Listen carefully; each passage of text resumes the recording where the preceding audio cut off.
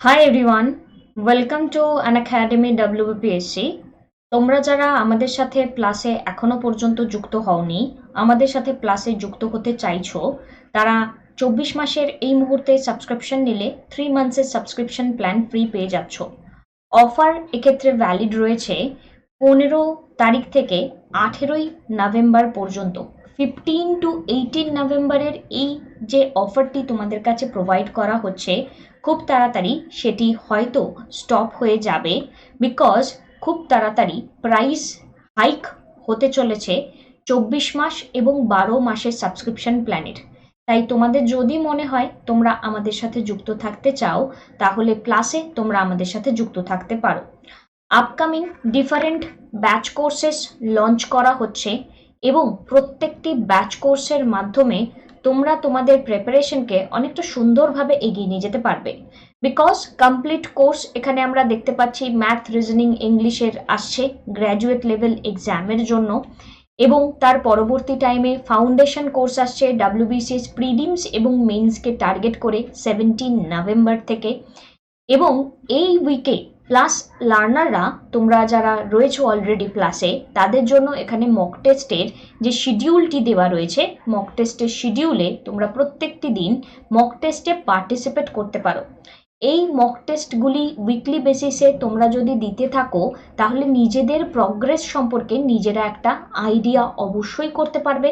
এবং এই উইকের প্লাস লার্নারদের এই যে এতগুলি মক টেস্ট, তাদেরকে কিন্তু আলাদা করে কোনো কিছু পেমেন্ট করতে হয় না। একটি মাত্র সাবস্ক্রিপশনের দ্বারাই ক্লাস, তারপরে এই মক টেস্ট, তারপরে সেই মক টেস্টের রিভিউ সবটাই আমরা তোমাদেরকে প্রোভাইড করে থাকি আনএকাডেমি প্লাসের সাবস্ক্রিপশনের দ্বারা। তাই যদি মনে হয় আমাদের সাথে যুক্ত থাকতে চাও, আমাদের সাথে এই উইকের ফ্রি টেস্টে তোমরা পার্টিসিপেট করতে পারো, যেখানে ইংলিশ, রিজনিং এবং ম্যাথামেটিক্সের এখানে টেস্ট কন্ডাক্ট করা হবে। এবং ডেটসগুলো তোমরা দেখে নিলেই তোমরা বুঝতে পারবে যে আমাদের কন্টিনিউয়াস এখানে একটা প্রগ্রেস থাকছে এবং কন্টিনিউয়াস এখানে তোমরা আমাদের সাথে গ্রো করতে পারছো। এখানে WBP কনস্টেবলের মিনি স্কলারশিপ একটি টেস্ট রয়েছে 17ই নভেম্বর। এই টেস্টে র্যাঙ্ক 1 থেকে শুরু করে 30 পর্যন্ত ডিফারেন্ট এখানে যারা প্রেজেন্ট রয়েছে, তারা এই সমস্ত প্রাইজেসগুলো পেয়ে যাবে। 45 মিনিটসের একটি টেস্ট থাকছে, তাই এই অ্যানালিসিসটিও আমাদের এডুকেটরদের দ্বারা করে দেওয়া হবে। তোমাদের যদি মনে হয় আমাদের সাথে কানেক্টেড থাকতে চাও, তোমরা আমাদের সাথে কানেক্টেড থাকতে পারো। মিশন খাকির আরেকটি স্কলারশিপ টেস্ট আসছে 21 নভেম্বর। সেখানেও সাবস্ক্রিপশনের উপর এখানে ছাড় তোমরা পেয়ে যাচ্ছ ডিফারেন্ট র্যাঙ্ক হোল্ডাররা। তো তোমাদের যদি মনে হয় তোমরা আমাদের সাথে কানেক্টেড থাকতে চাও এবং নিজের কোয়ালিটিকে এখানে চেক করতে চাও, তাহলে তোমরা আমাদের সাথে কানেক্টেড থাকতে পারো। স্পেশাল ক্লাস যে ফিচার্সগুলি রয়েছে, সেই স্পেশাল ক্লাস ফিচার্সগুলি তোমরা অনেকটাই প্লাস ক্লাসের মতো পেয়ে যাবে, বিকজ ইন্টারঅ্যাক্টিভ সেশনস, লার্নারদেরকে পোল প্রোভাইড করা, নোটিফিকেশন তোমরা পেয়ে যাবে যদি কোনো একজন এডুকেটরকে ফলো করে রাখো। আফটার দি ক্লাস তোমরা ডাউনলোড করে নিতে পারবে তোমাদের যে নোটস এবং এনিথিং এই পার্টিকুলার ক্লাসটি করার জন্য কোনো কিছু তোমাদেরকে আর কি বাধা সৃষ্টি করতে পারবে না, যদি তোমাদের কাছে একটা ডিভাইস এবং ইন্টারনেট কানেকশন থাকে। তাই যদি মনে হয় সাবস্ক্রিপশন প্রয়োজনীয়, তাহলে সাবস্ক্রিপশন তোমরা নিয়ে দেখতে পারো। 1 মান্থ এবং 3 মান্থের subscription plan quite costly, but সেক্ষেত্রেই যখনই তুমি 24 মাসের সাবস্ক্রিপশন প্ল্যানে চলে আসছো, তখন তোমার 633 পার মান্থ চলে আসছে এবং 12 মান্থসের সাবস্ক্রিপশন প্ল্যানে 871 চলে আসছে। তার উপর পার মান্থ বেসিসে আবারও 10% ডিসকাউন্ট তোমরা পেয়ে যাচ্ছ যদি অঙ্কিতা লাইভ কোডটি ব্যবহার করো। তাই যদি মনে হয় সাবস্ক্রিপশন প্রয়োজনীয়, complete syllabus, unlimited practice set, unlimited PDF note, regular doubt clearing সেশনসের দ্বারা তোমরা আমাদের সাথে কানেক্টেড থাকো। নিজেদের প্রিয় শিক্ষক শিক্ষিকার কাছ থেকে নিজেদের প্রিপারেশনটি সম্পূর্ণ প্রস্তুতি এখানে নাও এবং সম্পূর্ণ সিলেবাসের কভারেজ তোমরা পাও। এই ভিডিওটি আমরা আজকে যেটি শুরু করতে চলেছি, তার কন্টেন্টে চলো মুভ করা যাক। মডার্ন হিস্ট্রি থ্রু MCQ সিরিজের পার্ট 4-এ তোমাদের প্রত্যেককে ওয়েলকাম। আজকের পার্টেও আমরা প্রত্যেকবারের মতো ইম্পর্টেন্ট 50+ কোশ্চেন একটি সিরিজের মধ্যে থেকে কমপ্লিট করে নেওয়ার চেষ্টা করব। ইচ অ্যান্ড এভরি ডে আমরা কানেক্টেড থাকছি। রেগুলারিটি মেনটেন করো তোমরা তোমাদের বেটার পারফরমেন্সের জন্য। আপকামিং টাইমে আমাদের যে কোশ্চেন্সগুলো রয়েছে তার মধ্যে এই টাইপের কোশ্চেন খুব বেশি পরিমাণে আসে, যেখানে গভর্নর জেনারেল অফ ইন্ডিয়ার সাপোজ ক্রনোলজি জানতে চাইলো, বলা হলো কে কার পরে এসেছে, কিংবা হয়তো তাদের সময়কাল জানতে চাইলো, বা হতে পারে তাদের কোনো ইম্পর্টেন্ট অ্যাক্টিভিটি সম্পর্কে জানতে চাইলো। তাই কিছু কিছু চার্ট আমাদের মুখস্থ করাটা খুব প্রয়োজনীয় এবং এই চার্টগুলোকে আমাদের ফলো করাটা ভীষণভাবে প্রয়োজনীয়। তো এক্ষেত্রে লর্ড উইলিয়াম বেন্টিং 1828 টু 1835, এখানে Charles Metcalfe 35 to 36, Auckland 36 to 42, Ellenborough 42 to 44, Hardinge 44 to 48, Dalhousie 48 to 56, Lord Canning 56 to 57। এবার আমার একটি লজিক রয়েছে যে যেই জায়গাগুলিকে আমরা পড়ছি সেটি যদি একটা ট্রিক্সের মাধ্যমে পড়ে ফেলতে পারি, তাহলে সেই ট্রিক্সের দ্বারা আমরা কিন্তু অনেকটাই নিজেদেরকে সহজভাবে ডেটাটিকে মনে রাখতে পারবো এবং এর জন্য কোনো ডিফিকাল্টিস ফেস করতে হবে না। সো এখানে আমরা যদি দেখি, will be charm land bro হর দিন ডাল কেন, মানে এই ট্রিক্সের একটা লজিক আছে, লজিকটাকে যদি বুঝে নিই তাহলে গভর্নর জেনারেল অফ ইন্ডিয়া মনে রাখাটা কোনো ডিফিকাল্টি আমরা আর ফেস করব না। মানে কোনো একটি ল্যান্ড, সেই ল্যান্ডে হয়তো ডাল ছাড়া কিছুই উৎপন্ন হয় না, তো আমি সেই ল্যান্ডের কাছে গিয়ে ল্যান্ডের চার্মিং এর জন্য ওয়েট করছি এবং ল্যান্ডকে বলছি যে তুমি চার্ম কি হবে। So will be charm land bro, will be William Bentinck, charm Charles Metcalfe, land এখানে অকল্যান্ড, ব্রো এখানে অ্যালেন ব্রো, হার্দিন ডাল কেন, হার্দিন হার্ডিং, ডাল ডালহাউসি, কেন ফর ক্যানিং। নিজেরা এক দুবার এই ট্রিক্সটা পড়ো এবং এর সাথে এই নামগুলোকে একবার দেখো, নিজেরাই বলতে পারবে। এবার এদের ক্রনোলজিগুলি আমাদের জন্য জানাটা ভীষণভাবে প্রয়োজনীয়, বিশেষ করে উইলিয়াম বেন্টিং 1828 থেকে 35, ডালহাউসি 48 থেকে 56, ক্যানিং 56 থেকে 57, এরকম টাইপের প্রচুর ট্রিক্সের মাধ্যমে আমরা ক্লাসেস করে থাকি। তোমাদের যদি মনে হয় আমাদের সাথে হিস্ট্রি সেশনকে এরকমভাবে চার্মিং নেচারে তোমরা পড়বে, তাহলে তোমরা অঙ্কিতা লাইভ কোডটি ব্যবহার করে আমাদের সাথে সাবস্ক্রিপশনে জয়েন থাকতে পারো। আমাদের আজকের যে প্রথম প্রশ্ন, এর আগের পার্টগুলি যারা দেখোনি অবশ্যই দেখে নিও। The universities of Calcutta, Madras and Bombay were founded in the year. Calcutta, Madras, Bombay এখানের ফাউন্ডেশন কত সালে হয়েছিল? তো এক্ষেত্রে আমাদের উত্তরটি 1857।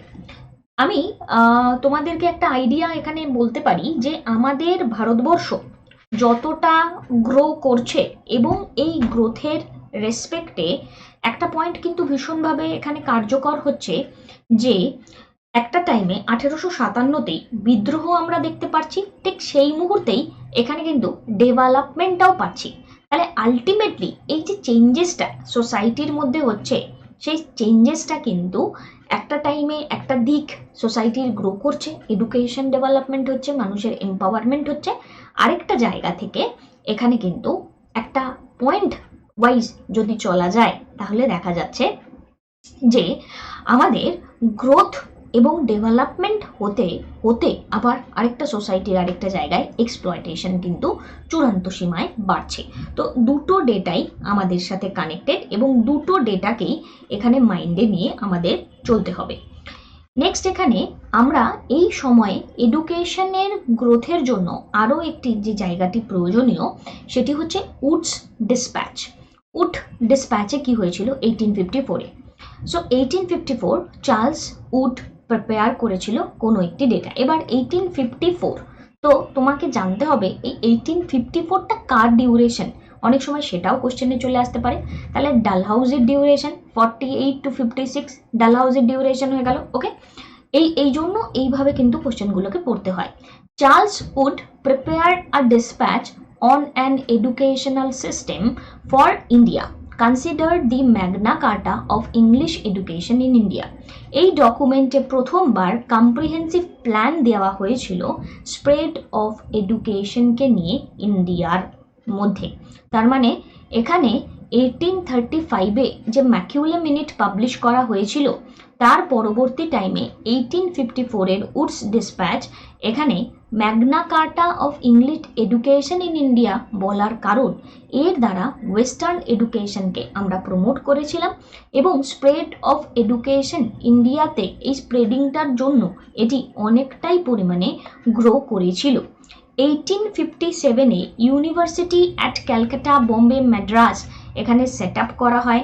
ডিপার্টমেন্টস অফ এডুকেশন এখানে সেট আপ করা হয় অল প্রভিন্সে এবং বেথুন স্কুল ফাউন্ড করা হয় JED বেথুনের দ্বারা ক্যালকাটাতে 1849-এ। এবার আমরা বলতে পারি এই মোমেন্টটা ভীষণ পাওয়ারফুল একটা মোমেন্ট ছিল, বিকজ এই টাইমে এই জায়গা থেকে সোসাইটির ইগ্যালিটেরিয়ান ভাবটা আমরা এখানে দেখতে পাচ্ছিলাম। পাওয়ারফুল মুভমেন্ট এখানে এডুকেশন ফর উইমেন জন্য হয় এবং 1840 থেকে 50-এর এই সময়সীমাতে বিশাল রকমভাবে একটা গ্রোথ আমরা পাই। তাহলে এই সর্বোপরি এই যে গ্রোথ এখানে চলছে এই যে ডিসপ্যাচের দ্বারা, সেটি আমাদের ওভারঅল সোসাইটির একটি ডেভেলপমেন্টে এখানে ওয়ার্ক করে। সো এই পয়েন্টটা আমাদের জন্য প্রয়োজনীয়, আমাদের জন্য পরীক্ষাতে কোশ্চেন আসতে পারে কি Magna কার্টা of English education in India কাকে বলা হয়। উডস ডিসপ্যাচ সালটি কত? 1854। এখানে বেথুন কলেজের এখানে সৃষ্টি কবে করেছিলেন বা ফাউন্ডেশন কবে করেছিলেন? 1849। এবার দেখো 1849, তাহলে 49 এগেইন ডালহাউসের টাইম 48 to 56, 49। তো এই ছোট ছোট গ্যাপিংগুলো, ছোট ছোট জায়গাগুলোকে বুঝতে হবে। ইউনিভার্সিটি এখানে সেট আপ করা হয়েছে। ইউনিভার্সিটি আবার যখন 1857-এ সেট আপ করা হচ্ছে তখন আবার চলে এসেছে কে?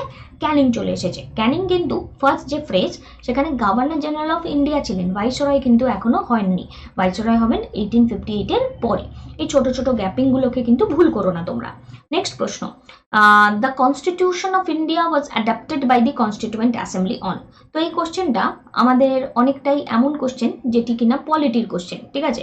সো কনস্টিটিউশন অফ ইন্ডিয়ার এখানে কনস্টিটিউয়েন্ট অ্যাসেম্বলিতে অ্যাডাপ্টেশন নিয়ে এখানে কোশ্চেন করা হচ্ছে, রাইট। এবার এখানে এই অ্যাডাপ্টেশন নিয়ে যখন কোশ্চেন করা হচ্ছে তাহলে আমরা খুব স্বাভাবিকভাবে দুটো সালের মধ্যে গুলিয়ে ফেলি, যে অ্যাডাপ্টেড এবং কেম ইনটু এফেক্ট নভেম্বর 26, 1949। এক্ষেত্রে আমাদের রাইট আনসার হয়ে যাচ্ছে। কনস্টিটিউয়েন্ট অ্যাসেম্বলি তারা তাদের প্রথম যে মিটিংটি সেই মিটিংটি তৈরি করেছিল ডিসেম্বর মাসের 9 তারিখ এবং 1946-এ। এই কোশ্চেনটা খুব important, December 9, 1946। So constituent assembly তার প্রথম মিটিংটি করে তাহলে কবে? ডিসেম্বর 9, 1946।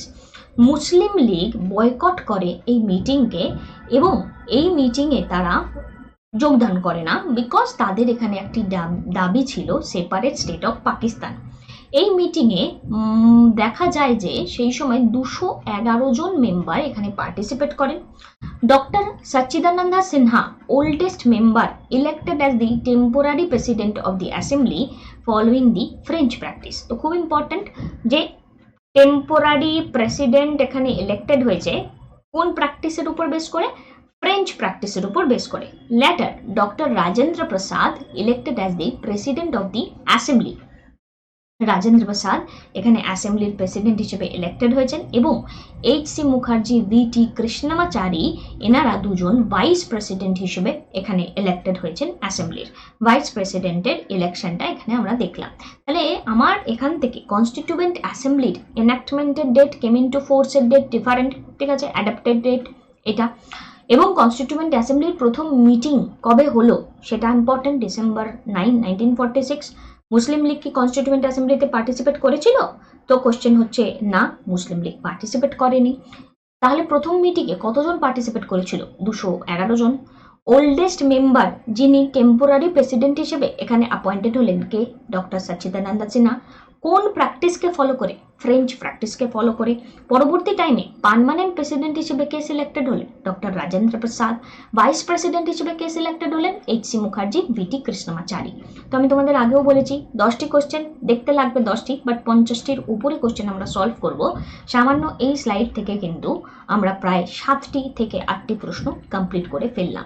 তো যখন পড়বে তাই ডিটেল স্টাডি করবে, MCQ ফরম্যাটের মধ্যে থেকেও ডিটেল স্টাডি করবে, যাতে তোমাদের প্রিপারেশনটা একটা মোমেন্টেই অনেকটা বেশি পড়া হয়ে যায়।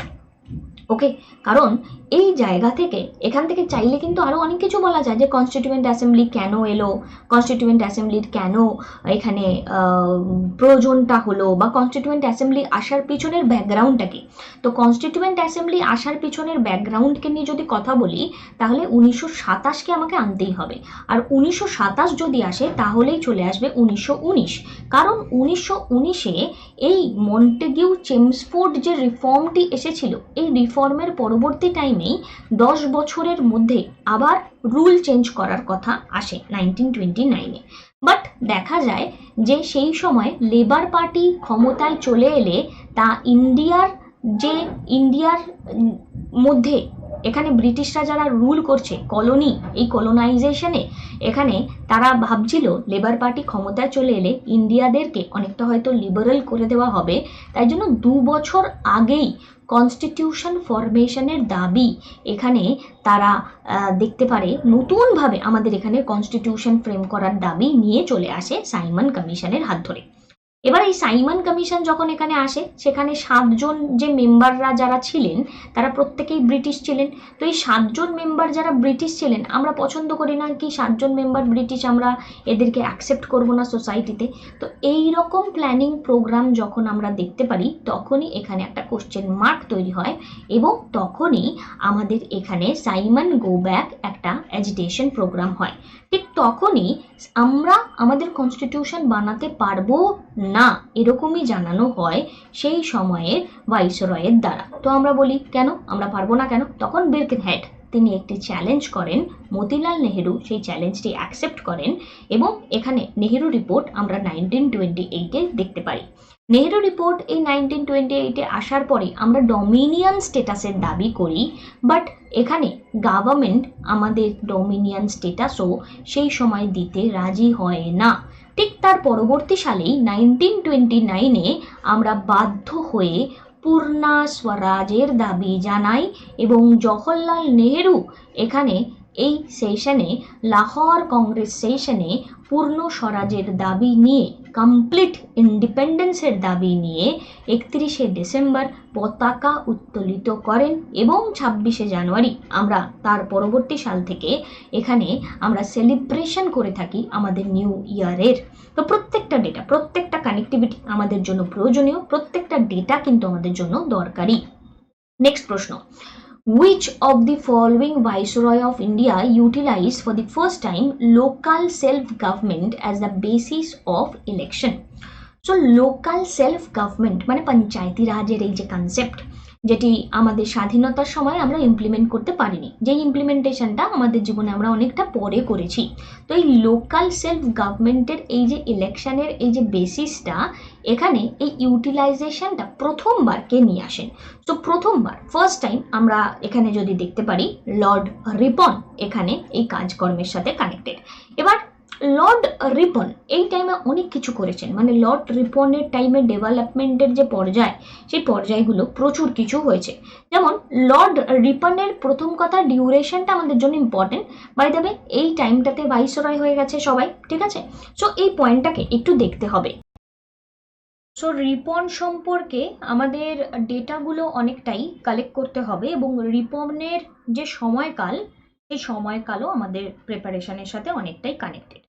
তো লর্ড রিপনের ডিউরেশন দেখো 1880 থেকে 1884। লর্ড রিপনের আগে লিটন নামক একজন ব্যক্তি ছিলেন, তিনি সেই সময়কার ন্যাশনালিজমের যে স্টেপসগুলো সাধারণ মানুষরা নিচ্ছিল, বা নেশনকে রেসপেক্ট করার যে বোধটা তাদের মধ্যে তৈরি হচ্ছিল, তো লিটন তা অনেকটাই সাপ্রেস করানোর চেষ্টা করে। তো লিটনের এই যে সাপ্রেশনের যে মেন্টালিটিটা আমরা দেখতে পারি, তো সেক্ষেত্রে দেখা যায় যে Liton vernacular press act, arms act pass করেন। ভার্নাকুলার প্রেস অ্যাক্ট এবং আর্মস অ্যাক্ট যেটি পাস করেন লিটন, তিনি এক্ষেত্রে কেন পাস করেন? ওই সেডিশিয়াস অ্যাক্টিভিটি, সেই সময়ে ব্রিটিশদের বিপক্ষে যাওয়াটা, ইন্ডিয়ানদের যে আগ্রহটা ন্যাশনালিজমের, সেটিকে সেডিশিয়াস অ্যাক্টিভিটি বলা হচ্ছে ব্রিটিশ গভর্নমেন্টের দ্বারা দেশদ্রোহিতা। এবার লিটন তাই ভার্নাকুলার প্রেস অ্যাক্ট লঞ্চ করে 1878-এ এবং সাথে আর্মস অ্যাক্ট। এই ভার্নাকুলার প্রেস অ্যাক্ট এবং আর্মস অ্যাক্ট লঞ্চের মাধ্যমে লিটন সাধারণভাবে ভার্নাকুলার ল্যাঙ্গুয়েজে যে নিউজ পেপারসগুলো রিলিজ হচ্ছিল তার লেখাটাকে শ্বাসরুদ্ধ করতে চান, বক্তব্যটাকে শ্বাসরুদ্ধ করে সাধারণ মানুষের কাছে আসল সত্যি ঘটনাগুলোকে লুকিয়ে রাখতে চান। ভার্নাকুলার প্রেস অ্যাক্ট রিপিল করে দেওয়া হয় এই রিপনের দ্বারা।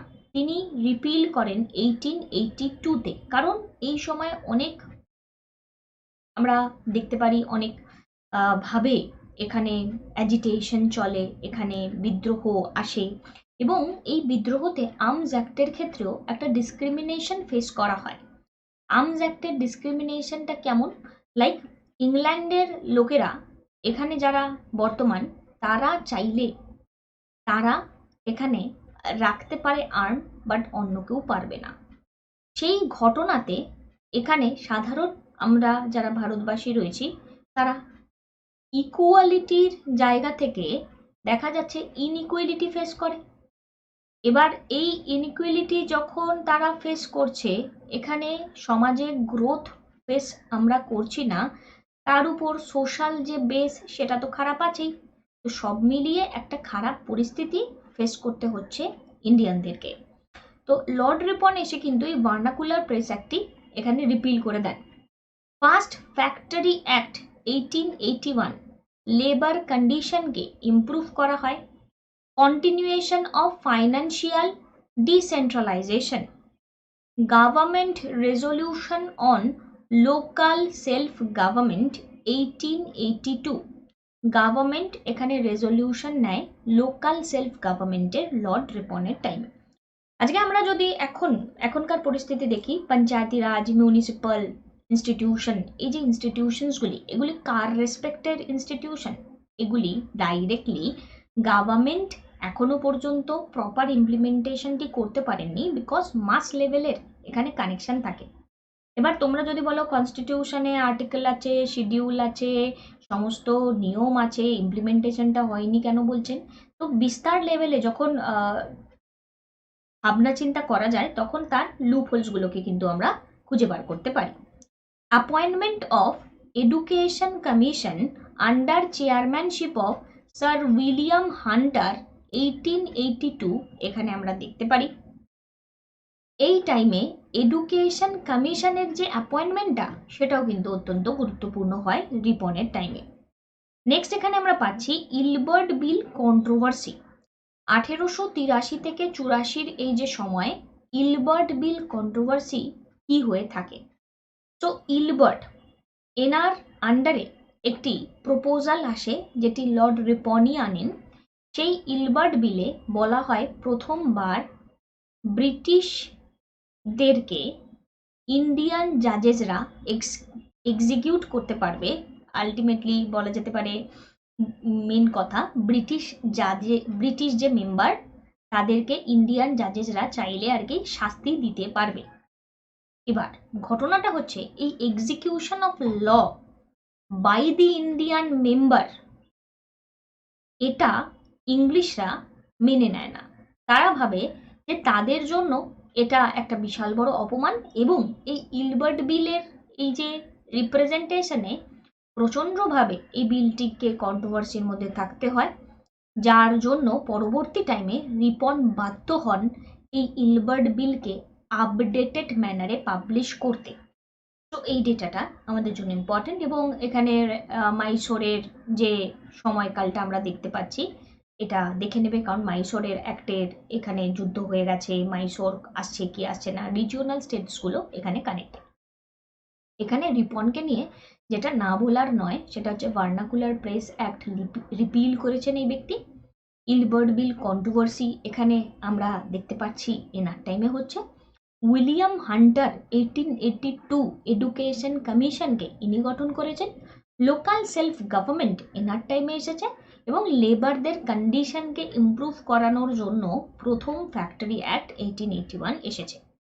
নেক্সট প্রশ্ন, who is known as nightingale of India? Nightingale of India এখানে আমরা কাকে বলছি? So nightingale of India আমরা যদি দেখি সেটি হচ্ছে গিয়ে সরোজিনী নাইডুকে আমরা নাইট অ্যাঙ্গেল অফ ইন্ডিয়া বলছি। Nightingale of India Sarojini নাইডুকে কেন বলা হয় সেই যে চর্চাটা, সেটা যদি আমাদেরকে একটু করতে হয়, তো সেক্ষেত্রে কোনো একটা অন্য সেশনে নয় সেই চর্চা করা যাবে। আগে এনার সম্পর্কে একটু বেসিক কিছু আইডিয়া নিয়ে নিই। Sarojini Naidu first Indian women, যিনি ইন্ডিয়ান উইমেন কিন্তু কংগ্রেসের যিনি প্রেসিডেন্ট হয়েছিলেন। এবার তার আগে, তার মানে উইমেন যদি বলা হয় কে হবেন? 1917-তে এখানে অ্যানি বসন্ত কলকাতাতে প্রেসিডেন্ট হলেন। তার পরবর্তী টাইমে 1925-এ কানপুর সেশনে সরোজিনী নাইডু প্রেসিডেন্ট হলেন। এই সরোজিনী নাইডু আরও অন্যান্য ডিফারেন্ট যে অ্যাক্টিভিটিসগুলি ইন্ডিয়ান ন্যাশনাল মুভমেন্টের সাথে চলছিল তার সাথে কানেক্টেড ছিলেন।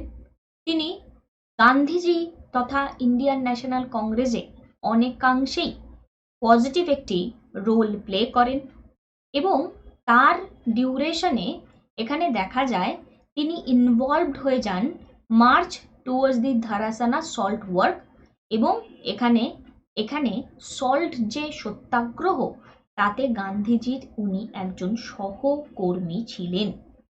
এবার এই যে সল্ট সত্যাগ্রহ 1930-র সল্ট সত্যাগ্রহ 12 মার্চ থেকে যেটি শুরু হয়, এন্ড হয় 6 এপ্রিল। এই 12 মার্চ টু 6 এপ্রিলের এই জার্নিতে কতজন ডেলিগেটসকে নিয়ে তিনি যাত্রা করেন মনে করার চেষ্টা করো, কমেন্ট করো। এবং এখানে 240 মাইলের এই রাস্তা পুরো হেঁটে লক্ষাধিক মানুষের একটা জার্নিতে আমাদের সিভিল ডিসোবিডিয়েন্স মুভমেন্টটি দারুণভাবে সাকসেস পায়। অন্যান্য লিডার যারা প্রত্যেকেই নন ভায়োলেন্ট ম্যানারে এখানে প্রেজেন্ট ছিলেন, ইমাম সাহেব, Gandhi's comrade of South African struggle, Manilal, Gandhi's son, Manilal এখানে কানেক্টেড ছিলেন। Sarojini Naidu president of Indian National Congress 1925-এ হন এবং পরবর্তী টাইমে তিনি ইউনাইটেড প্রভিন্সের গভর্নরও হয়েছিলেন। নেক্সট প্রশ্ন, who is the author of Nobel Devdas? তো দেবদাসের অথরকে, আমার মনে হয় এই উত্তরটি আমার তোমাদেরকে আর আলাদা করে বলার কিছু নেই, বিকজ শরৎচন্দ্র চট্টোপাধ্যায়। তো রবীন্দ্রনাথ ঠাকুর এবং বঙ্কিমচন্দ্র চট্টোপাধ্যায় এনাদেরকে আমরা সেই সময়ে লিটারেচারের, সেই সময় বলবো না, এখনো পর্যন্ত আমরা কম্প্যারিজনে আসতেই পারি না এনাদের কাজের। তো রবীন্দ্রনাথ ঠাকুরের ফেমাস যে কাজকর্মগুলি রয়েছে, যার মধ্যে গীতাঞ্জলি, চোখের বালি, পোস্টমাস্টার, কাবুলিওয়ালা, শেষের কবিতা কানেক্টেড। বঙ্কিমচন্দ্র চট্টোপাধ্যায়ের ফেমাস ওয়ার্কে এখানে আনন্দমাঠ, বন্দে মাতরম, কপাল কুণ্ডলা এবং দুর্গেশু নন্দিনী কানেক্টেড। তো আমাদের পরীক্ষাতে যে কোনো একটি অপশান চলে আসতে পারে এবং যে কোনো একটি অপশানের রেসপেক্টে জিজ্ঞাসা করতে পারে কোনটা কার ওয়ার্ক, তাহলে সেটি কিন্তু আমরা ডাইরেক্টলি পরীক্ষাতে অ্যাপ্রোচ করতে পারি। নেক্সট প্রশ্ন, during whose viceroyship did the high court come into existence at the 3 presidential cities of Calcutta, Madras, Bombay? কার টাইমে হাইকোর্ট কনসেপ্টটা এখানে আমরা দেখতে পারি? এবার এখানে তোমাদের একটা কনফিউশন ক্রিয়েট হতে পারে ব্রেনে। কারণ কি? কারণ তোমাদের মনে হতে পারে কোর্ট যে ফোকাস, সেই কোর্ট ফোকাসের সাথে হয়তো কর্নওয়ালিস কানেক্টেড, এবং আমার উত্তরের ম্যাক্সিমামটাই এই law, police, codification of law, permanent settlement, তারপরে সিভিল সার্ভিস, সব কিছুর সাথে এখানে কর্নওয়ালিস কানেক্টেড, এরকম একটা বোধ হতে পারে। এবার তোমাদেরকে একটা কথা বলি, সেটি হচ্ছে গিয়ে এই যে কর্নওয়ালিসের এই যে সময়কালটি, সেই সময়কালে এখানে যে ঘটনাটি ঘটেছিল সেটি কিন্তু অ্যাটলিস্ট এটা নয়। কারণ এখানে আমাদেরকে প্রথম পয়েন্ট ভাইসরয়শিপ বলেছে, এটা একটা বিশাল বড় আইডিয়া পেয়ে যাচ্ছ উত্তরটা তোমার কি হতে পারে? সো ভাইসরয় এখানে আমরা যদি দেখি কে এখানে এক্সিস্ট করছিলেন সেই সময়ে যদি আসে, তাহলে এখানে ক্যালকাটা, ম্যাড্রাস এবং বোম্বের এক্ষেত্রে উত্তর হবে লরেন্স। লরেন্সের টাইমে হাইকোর্ট সেট আপ করা হয় ক্যালকাটা, বোম্বে এবং ম্যাড্রাসে। ডেটাটি প্রচণ্ড পরিমাণে ইম্পর্টেন্ট। লোকটির ছবি দেখে বুঝতে পারছো যে লোকটি প্রচণ্ড অ্যাগ্রেসিভ নেচারের, তবে ইন্ডিয়াতে এইরকম কোনো অ্যাক্টিভিটি কিন্তু তিনি করেননি যেটাতে তার অ্যাগ্রেশনটা আমরা দেখতে পাই। Next question, when did British make English the medium of instruction in India? Medium of instruction ইন্ডিয়াতে কবে করা হয়েছে ইংলিশকে? তো প্রথমবার মিডিয়াম অফ ইনস্ট্রাকশন হয়েছে 1835-এ। এখানে আমরা যদি দেখি মিডিয়াম অফ ইনস্ট্রাকশন ইংলিশ এডুকেশনের ইনকর্পোরেশন ইন্ডিয়ান এডুকেশন সিস্টেমে ওয়েস্টার্ন কালচারের এই যে গ্রোথ, এই গ্রোথটি কিন্তু সূচনাটা আমরা যদি দেখি ইংলিশ এডুকেশন অ্যাক্ট লেজিসলেটিভ একটা অ্যাক্ট হয় কাউন্সিল অফ ইন্ডিয়ার 1835-এ। এই 1835-এর এই ডিসিশনটা এখানে আসে এবং উইলিয়াম বেন্টিং গভর্নর জেনারেল ছিলেন সেই টাইমে।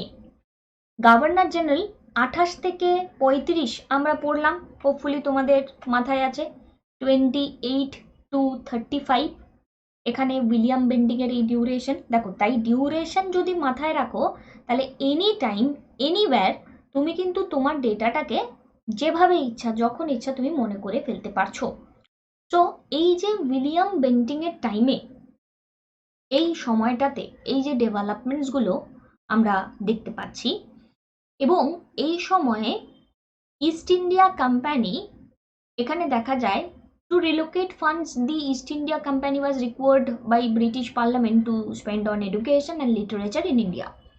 তার মানে আমাদের ইস্ট ইন্ডিয়া কোম্পানির এখানে যে গ্রোথ এবং তার যে রিকোয়ারমেন্ট ব্রিটিশ পার্লামেন্টের ক্ষেত্রে এখানে পারমিশনটা দরকার হয় ইন্ডিয়াতে তারা যদি খরচ করতে চায় তার জন্য।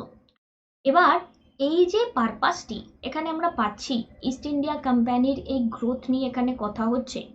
এই গ্রোথ নিয়ে কথা আমরা বলছি, সেই গ্রোথটার সূচনাটা কিন্তু শুরু হয়েছিল চার্টার অ্যাক্ট 1813-তে।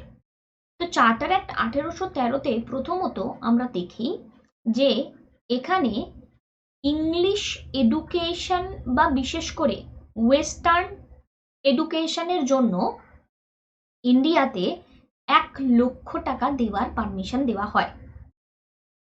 এবং এই 1813 অ্যাক্ট নিয়ে যদি একটু বিস্তার আলোচনা করা যায়, এই টাইমে ট্রেড মনোপলি ইস্ট ইন্ডিয়া কোম্পানির বন্ধ হয়ে যায়।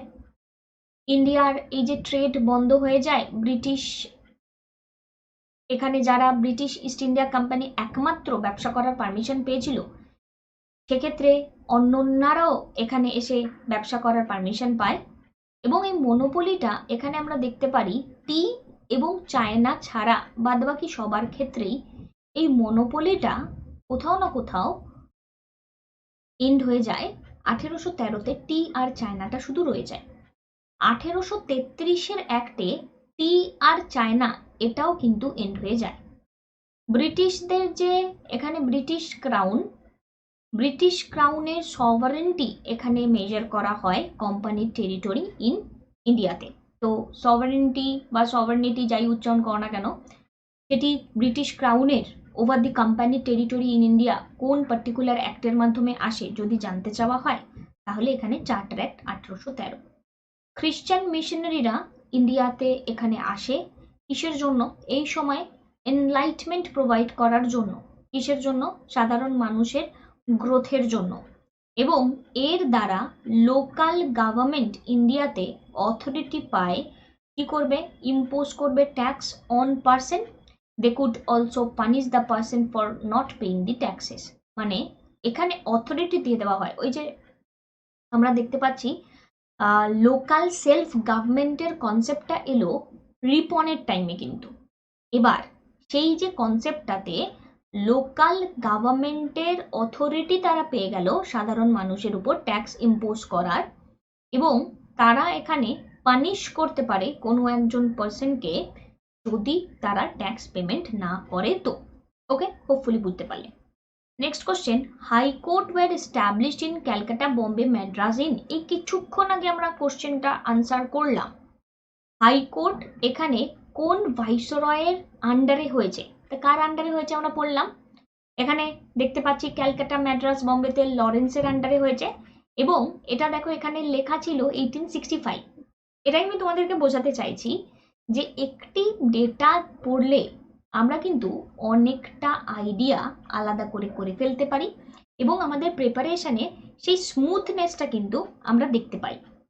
এই যে সময়কালটা 1865-এ, 1860-তে it was provided that European can claim no special privilege except in criminal cases and no judge of Indian origin could try them। এবার এখানে তার মানে বুঝতে পারছো যে ইলবার্ট বিল কন্ট্রোভার্সিটা এতটা দিন বাদে, মানে এই সময়ের সাথে ইলবার্ট বিল কন্ট্রোভার্সির কানেকশনটা কি? কারণ ইলবার্ট বিল, এই যে কন্ট্রোভার্সি আমরা পড়লাম, ইলবার্ট বিল কন্ট্রোভার্সির সাথে এই যে কানেকশনটা আমরা দেখলাম 1883 to 84-এর এই যে টাইম, কোনো একটি ঘটনা যখন ঘটছে তার ব্যাকগ্রাউন্ডে কিছু না কিছু ঘটছে। তার মানে 23-24 বছর আগে বা 23-24 বছর ধরে এই নিয়ে কথা হচ্ছে, যার জন্য এই জায়গাটা আমরা দেখতে পাচ্ছি। ঠিক আছে, সো এখানে 1860s-এ ইট ওয়াজ প্রোভাইডেড দ্যাট ইউরোপিয়ানরা এখানে কোনো স্পেশাল প্রিভিলেজ পাচ্ছে না ক্রিমিনাল কেস ছাড়া, মানে সিভিল রাইটসে, সিভিল কেসে তাদেরকে সেম শাস্তি দেওয়া হবে, বাট ক্রিমিনাল কেসে কিন্তু শাস্তিটা আলাদা। মানে ইউরোপিয়ানরা এরকম বহু টাইমে দেখা গেছে সাধারণ মানুষকে মেরেছে, খুন করে ফেলেছে, কোনো কিছু তার আসে যায়নি। এবং এখানে বলছে নো জাজ of an Indian origin could try them, Indian অরিজিনরা এখানে তাদেরকে এখানে কোনো শাস্তি দিতে পারবে না। 1865-এ সুপ্রিম কোর্ট এবং Sadar Adalat were merge into 3 high court at Calcutta, Bombay and Madras. তো সুপ্রিম কোর্টের ফরমেশন হয়েছিল রেগুলেটিং অ্যাক্ট 1773 এখানে দ্বারা, 1774-এ ইলিজা ইম্পে ফার্স্ট এখানে চিফ জাস্টিস ছিলেন। 1865-এ কি হলো, সুপ্রিম কোর্ট এবং সদর আদালত এখানে মার্জ হয়ে গিয়ে 3টে হাইকোর্ট বানিয়ে ফেললো ক্যালকাটা, বম্বে অ্যান্ড মাদ্রাসে।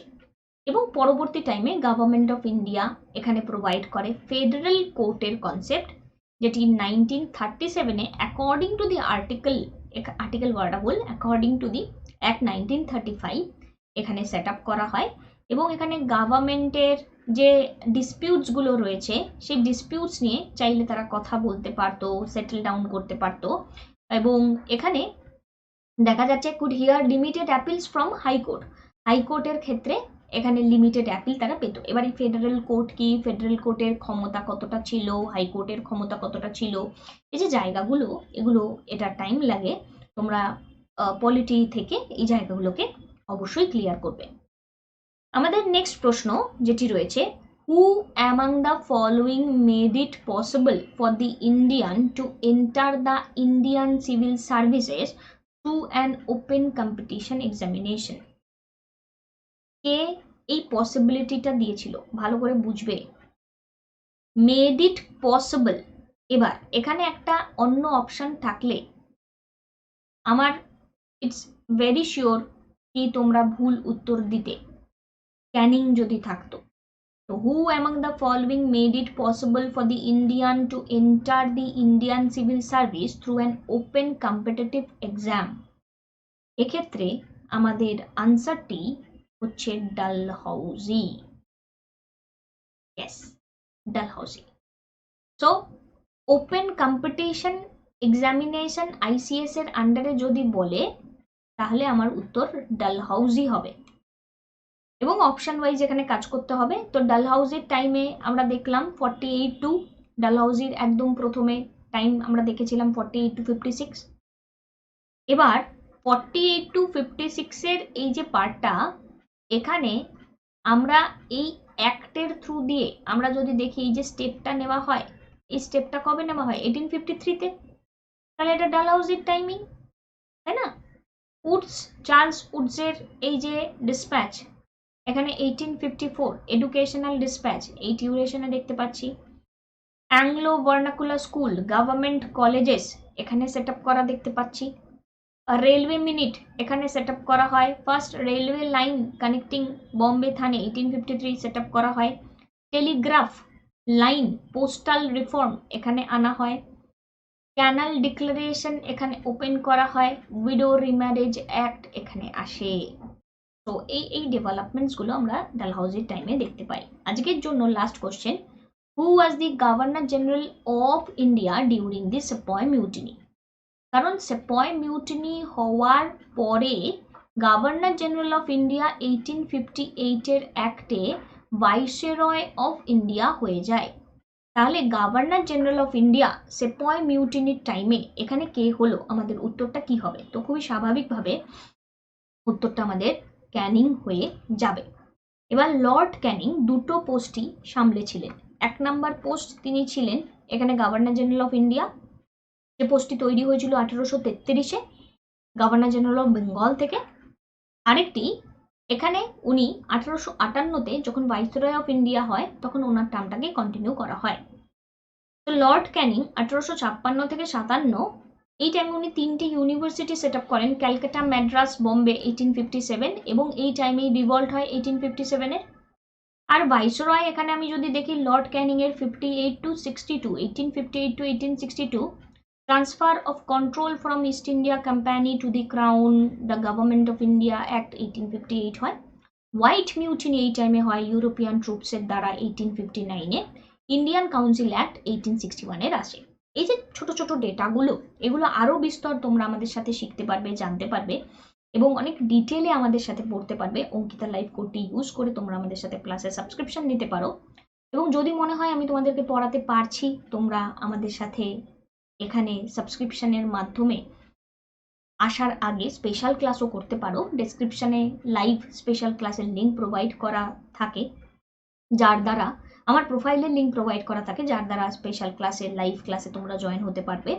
এবং তোমাদের যদি মনে হয় আমি তোমায় পড়াতে পারছি তোমাদের, তাহলে তোমরা চাইলে আনএকাডেমি প্ল্যাটফর্মে ডেডিকেট করতে পারো। Thank you, have a good day, take care, tata, সুস্থ থাকো, ভালো থাকো।